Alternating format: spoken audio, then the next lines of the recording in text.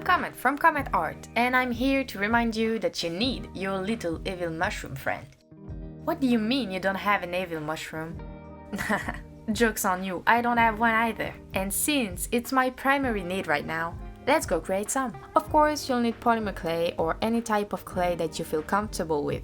I started by making the stem or the foot. No, I don't know what this is, and I didn't mind to look that up because laziness. I used a lot of aluminum foil for this. I scrambled it into the desired shape and added some clay around.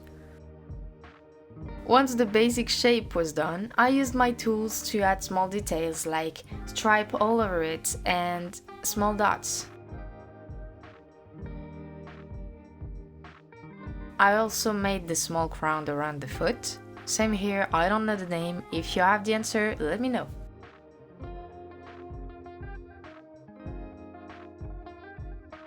To finish it, I used an old brush to add some colors with pastels. This is for the first mushroom, but there are plenty of them in total. Hopefully, it's quite the same process for each one. I only change the colors or sizes as I go, sometimes adding a small crystal at the bottom. To do that, I make sure to secure it with clay around so it doesn't fall. Once all my stems are done, I bake everything a first time. The next step is to create the cap. As I said before, I used a lot of aluminum foil in this project, so again, I scrambled it to form my shapes.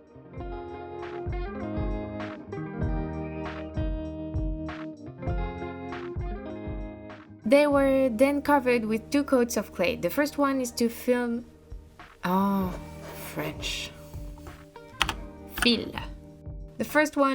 the small gaps, and the second one is to have a nice and smooth finish.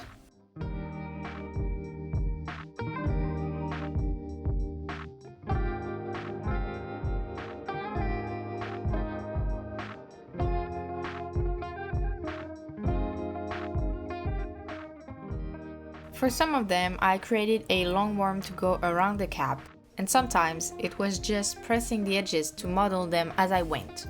I made flat caps and rounded ones.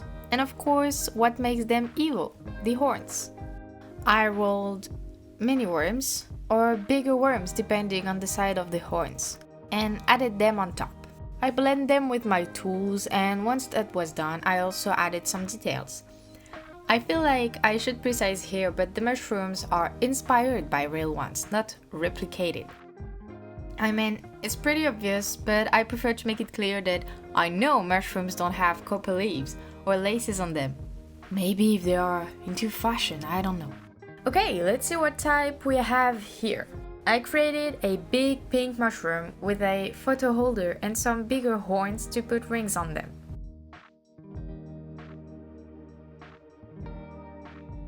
Same for the red sisters, it's a jewel holder. I will drill some holes later to put earrings.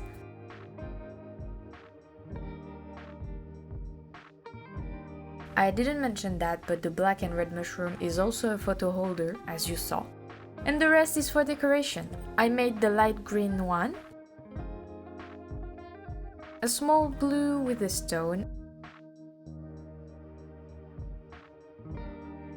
a small round orange and a small round orange and pink mushroom, a purple cone-shaped mushroom with laces,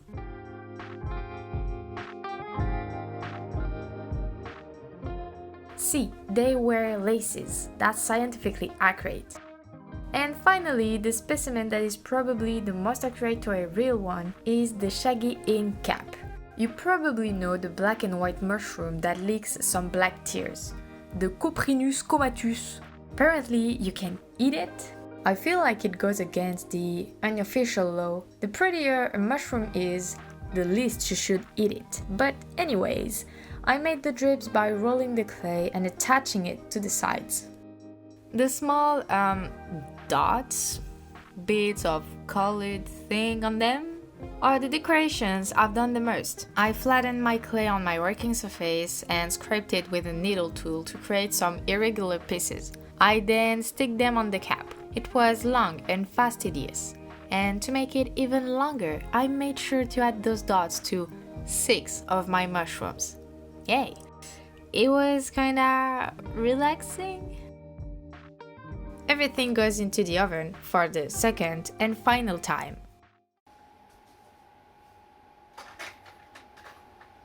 You know, I dress up sometimes, I swear. Sometimes. Life. This is what my mushrooms look like now.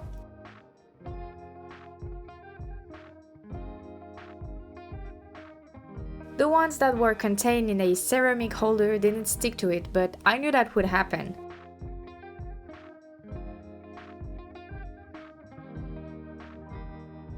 I cleaned the base, applied glue. I said, applied glue?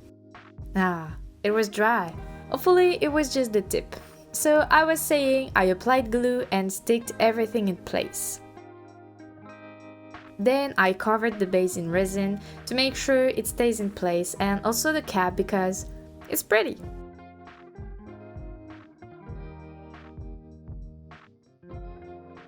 Keeping up with the pink mushroom photo and jewels holder. Wow, that's a long appellation. I drilled some holes for the earrings and some for rings and chains.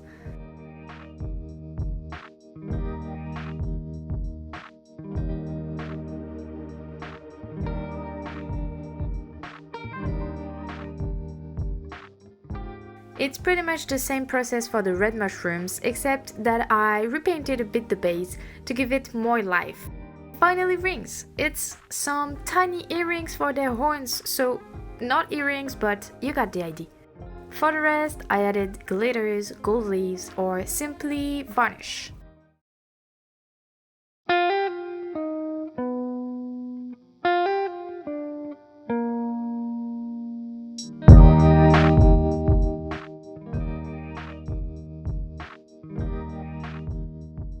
And this is the result.